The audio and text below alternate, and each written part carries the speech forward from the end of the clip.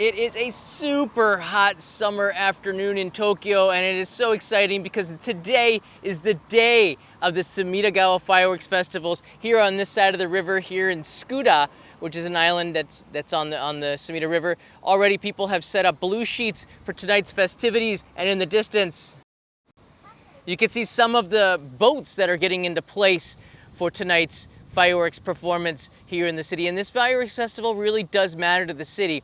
It's been canceled or not held for the last 4 years, and you would think it was just because of coronavirus. But actually, there's another reason, perhaps. It's a slightly different way to look at it, and I'll get into that in this video. But today is also a day where people will sit outside. Look at that guy. Look at that guy. Sit outside in the sun. Wow. I think they're getting in position too. This is the main river that goes through the city of Tokyo, and yeah, everybody is going to be vying for position on the river. The bridge is close to Asakusa, and this is where the festival takes place. Let me pull up a map here to give you a better idea. Right there. This is the festival. This is the information given by the city of Tokyo and Sumida Ward, as well as Taitoku, which is the ward in Tokyo that'll be holding this. One side and the other side, I believe. You can see that most of this part of the Sumida River is shut down or highly restricted because of the fireworks that are going on today. And that red area means that you cannot go on those bridges to watch the fireworks. So be forewarned if you are in Tokyo. Here comes this boat. Aloha. I guess he found out he can't go. He found out he couldn't go. Let me pull up, see if I can get a bigger shot of this here. There you go. So this is Asakusa is on the left side, and Oshiage is on the right. Oshiage, you see that A3 on the right side. That's the Tokyo sky tree that you see also when I show it to you in this video.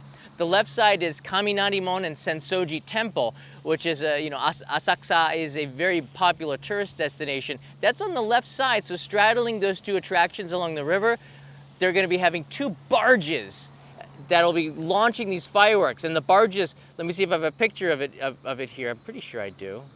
At least I thought I did. Yeah, I'll get that up here. The barges are going to be launching at different times. So you have two fireworks festivals in two different areas. Here's a picture right here. Two fireworks festivals at two different areas launching at the same time. That's what the barge looks like in the river. Right now, if you're in Asakusa, you'll be able to see these being set up with fireworks. There's a number 1 and a number 2. And then the number 1 is going to be going first, of course. I'm thinking of something else besides fireworks. And then the number 2 is about 15 minutes later. And then you have these competing fireworks. It's a little bit windy, but you can see we got beautiful blue skies here. Beautiful blue skies. Look at this. Wow. This is going to be perfect. The wind is actually sometimes not a bad thing because it gets rid of the smoke. But the barges will be starting at one of them at 7 and one 7:15, and they go on till about 8:30. So it's not a super long festival, but it's significant to Tokyo. Now, they had canceled this. They hadn't done it in 2020, 2021, 2022, and I believe did they have a 2019? They often cancel this also because of rain. This is still in some years considered the rainy season, and when they cancel that in the rainy season, they don't light off those fireworks. The fireworks end up going into a vault, and they end up getting disposed of, believe it or not, and insurance covers it, which is a huge waste, I think. But it's a business too, and you can't give the fireworks away. That's what insurance is for. I guess you have rain insurance. At least that's what I've been told. The pandemic would be the initial reason that you would think. But it was more than just the pandemic. So I've been in Japan, I think everybody knows I've been in Japan for 25 years. And I was here during the great, you don't typically see dudes walking around with their shirts off in the city. That's how hot it is though. The 2011 earthquake and tsunami, they canceled all the festivals. And I think that a festival is a time to celebrate, and there are times where there are not times to celebrate. And as a collective people, the Japanese will not hold festivals at times of great suffering. And the 2011 year, they canceled the cherry. How do you cancel cherry blossoms? They're gonna bloom anyways.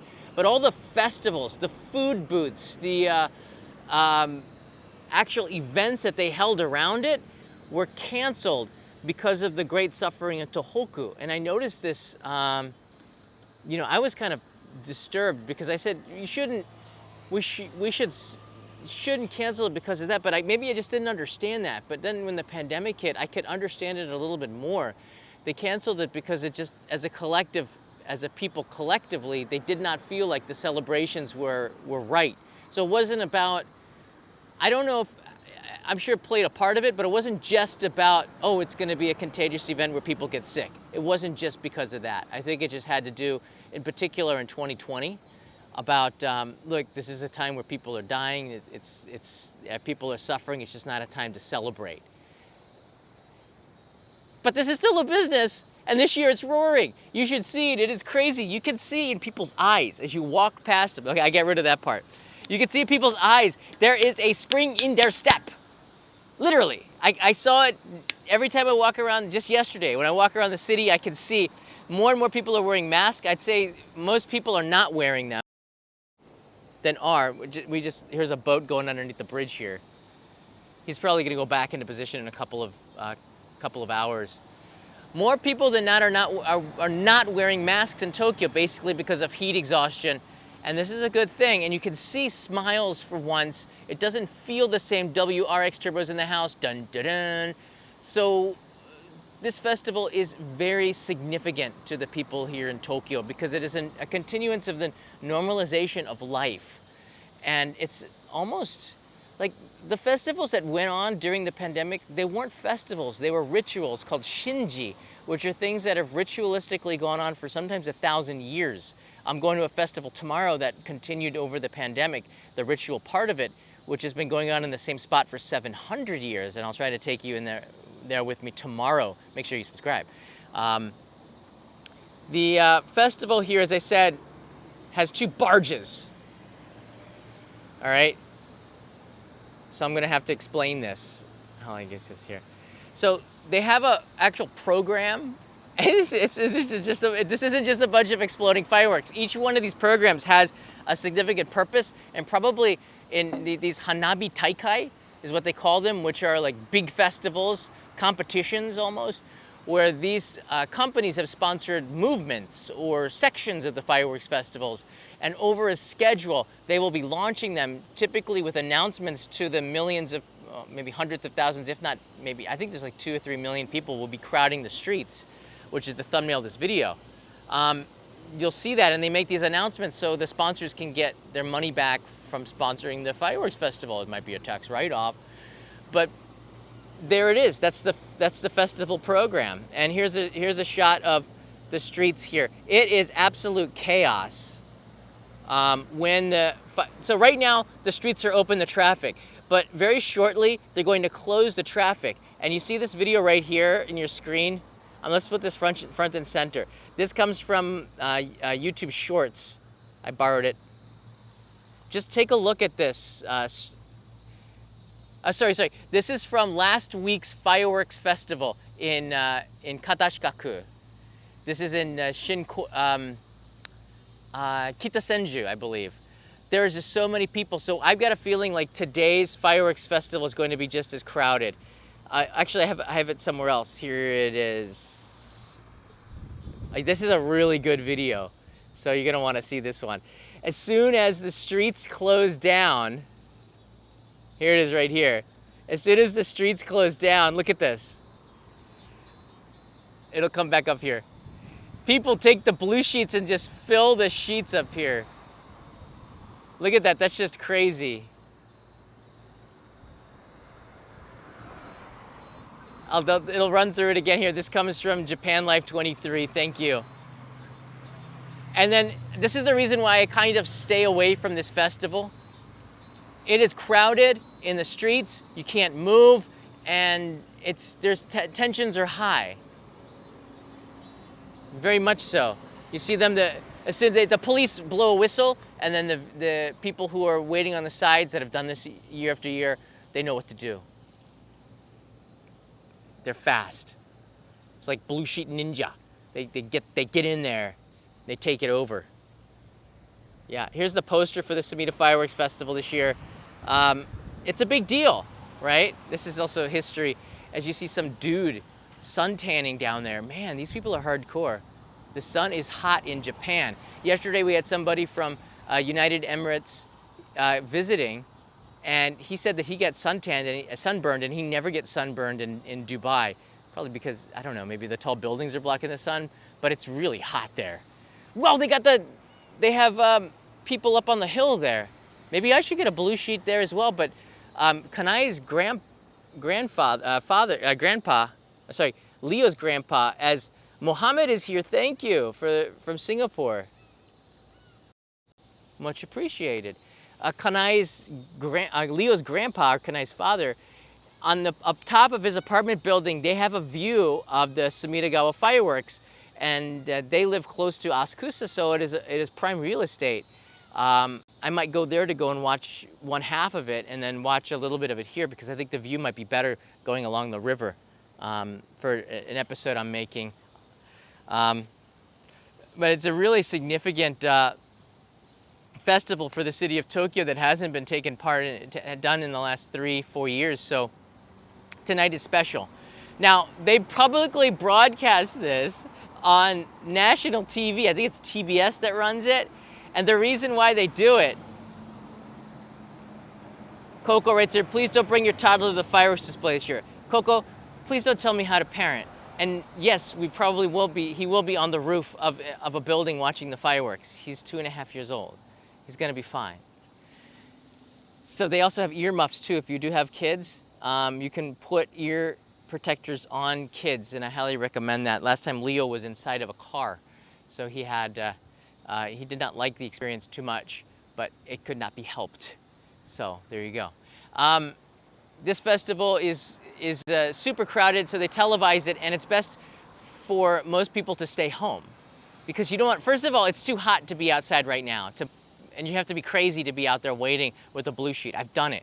It completely sucks the energy out of you for the next couple of days, unless you're like a teenager, and then it's only like 12 hours tomorrow. We'll probably be tired.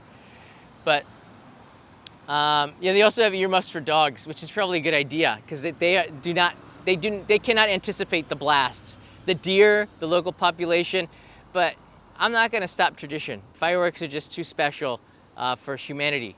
I think even the fish probably think something are going on, so what are you gonna do? Not hold them? I don't know. I love fireworks too much, sorry. Too many people have started romances, had kids underneath the fireworks probably. I don't know, but it's just part of humanity. And I see some jellyfish starting to come into the river here, which is a telling sign of something else. But if you are in Tokyo right now, you want to make sure that you're make sure you're drinking enough and taking care of yourself, because it is really hot. Now, this is the sheet of the size of the fireworks that will be on display tonight. None of them are bigger than number 5, all right? So just to put it in perspective, I did a fireworks festival. We put on our own fireworks festival 2 years ago, and we had number 10 shell fireworks, which are called shakodama on the right side, which are massive. You see they're launched up as high as the Tokyo sky tree pretty much, and the width of them are huge. And we had viewers actually sponsor these. And I think you could do it this year with our Katakai Fireworks Festival. Let me give you the link to that. But the fireworks today don't get any bigger than number 5, which is 150 meters of width, and they shoot up 200 meters high, which is still not as high as the Tokyo sky tree. So majority of them will be number 2 and 3. Number 2 are not very big. They're just 50 meters wide and 100 meters wide, and they go up 80 to 120 meters. And this is sometimes not ideal because they're blocked by a lot of the buildings in the neighborhood, which is why the streets that have straight views to those barges are so crowded right now. People know where to look, and since I've given you the information of where those barges are, you can kind of on Google Maps figure out where to be sitting, or just look for where the crowds are. There are also a lot of yatai on the street sides for you to get street food, because a lot of the restaurants will also be outside selling it, but they'll close the inside because they don't want everybody using their restroom. It should be absolutely insane. They just close the inside, sell the food on the outside. Make sure you bring a plastic bag with you so that you can take your trash home with you. Now here's the QR code, because I want you all to come with me on September. So this is my pitch here. I want you to come with me on September 10th and 11th as we go to Katakai in Niigata, that has the biggest, look at, I'm banging the metal here, the biggest fireworks festival. The fireworks are 64 times bigger than, why am I, because fireworks. The fireworks are 64 times bigger than the Shakodama. I want you to wrap your head around that, which are bigger. The fireworks that we shut off are number 10s. The number 40s are, I think he said they're not 4 times bigger, they're 64 times bigger than the size 10s, which are already massive. He shoots he shoots 2 up every year. They used to be the Guinness Book of World Record of the largest fireworks shot up was his, Honda-san's. Here's a picture of us together with that fireworks. Look at that. I'm standing, it's almost as tall as, it's way more heavier than me, but it's half the size of me. A fireworks shell is not supposed to be that big. Neither is that rope that carries it. And there's Honda-san looking down, and he said to me, I asked him, is it dangerous to be here? And he goes, yes, it's dangerous. Now, I don't know how much of that is him playing it up, but yeah, I would not want to be there if this one explodes. And he's going to be launching this up on the 10th and 11th, and I'm taking you, if you sign up, on a bus tour there with reserved seating to go and see this firework shell. Here it is being dropped in to a pipe by a crane. Because it's so big, usually you hand load them. Yeah, you're not going to hand load this 420 kilogram beast. So this is what is going to be released in the air on September 10th and 11th, and I hope that you guys can join me. We have we're not close to filling it yet, so yeah, it would be great if you came, and we do have an amazing program here for you. If you do come, you can meet me at Tokyo Station at around 8 in the morning, and we'll walk over to the Shinkansen and meet at Nagaoka Station, and transfer to.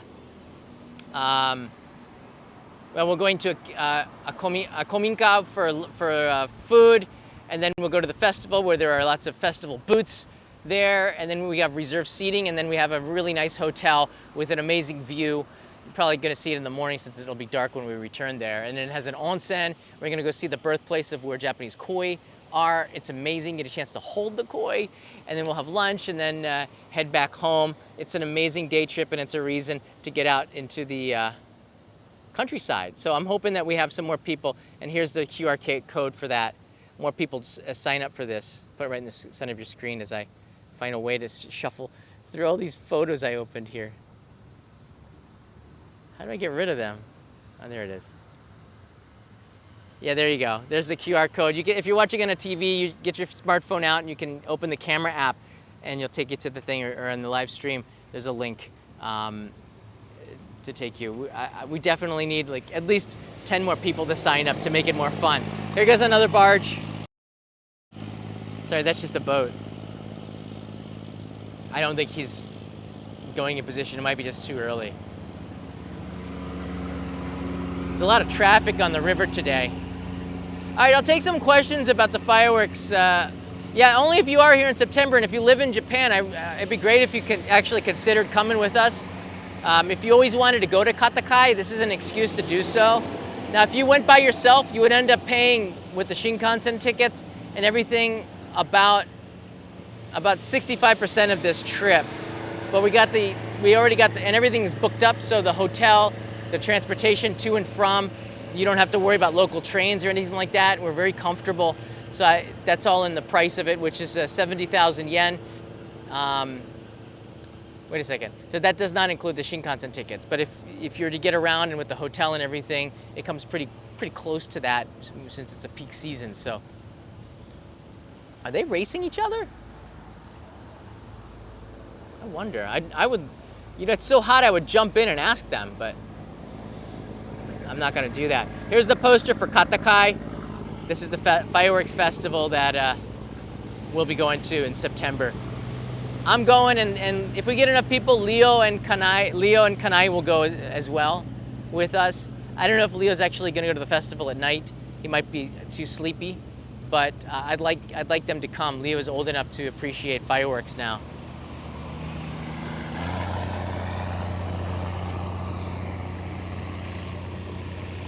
The space boat there's 3 of them. They come down here every 40 minutes. Maybe not today. I'm pretty sure they get a schedule today. And the space boat is called the Suijo bus, S-U-I, which means water in Japanese. Suijo bus. And the tickets have gone up, but I think that's a good thing because they need to stay in business. I think the Himiko is the one that looks more like the space boat, like more like terrestrial, extraterrestrial. But here's the fireworks from a couple days ago. It's absolutely stunning, right? This is inside of the city of Tokyo. The fireworks that we're going to see in Katakai are 64 times bigger than this, the shells, which is outstanding. You'll never see another fireworks festival larger than the one in September that we go to in Katakai. I'm serious. I'll try to live stream it for everybody too. I think there might be enough signal for that. I think I can get a Wi-Fi from the TV network or something. I don't know. We'll try to find a way to do it. But Katakai, it's got a special place in my heart because I like the founder of this, the guy who shoots it up and creates the Yonshakudama. His father created the Sanshakudama, which was the largest fireworks. That mega shell was shot during the Meiji era, all right? This guy has been a rebel. This guy's family, the Honda family in Katakai, has been a rebel since the Meiji era, 165 years ago or something like that. They've been shooting up mega firework shells. Like he had a cannon, he made a special made cannon and he shot up a Sanshakudama, which is like 40 times bigger than what they'd ever shot up before. And it blew the people away back in that era. They didn't have social media back then. But the shrine was created in memory as a result of that. You could see the original cannon and statues of his dad, of his great-grandfather. And now he created, to be bigger than his father, the Yonshakudama, which is an insane task. And he still makes them every year, which doesn't make a lot of sense because they're so hard. There's a high failure rate, and the charge just to get that up in the air has to be extraordinary. He won't show that because that's the actual secrets to the pyro technology inside there is the charge to shoot it up, and of course what's inside. But he has a way he's been doing it now for decades, since the 80s, I think. For 40 some years he's been shooting up this Yonshakudama. You're not going to be able to see unless if you're coming to Japan, you won't be able to see something better and bigger than this one. It'll be something that you'll probably be telling your kids about, or your grandkids or great-grandkids, for all I know, that you saw something this big, because it's awe-inspiring with the whole sky and the height that it goes up, which is like a kilometer in the air, is incredible. And that boom, man, it wakes up your soul, which is a good thing. Sometimes we need that. Taiko drums do that for me too.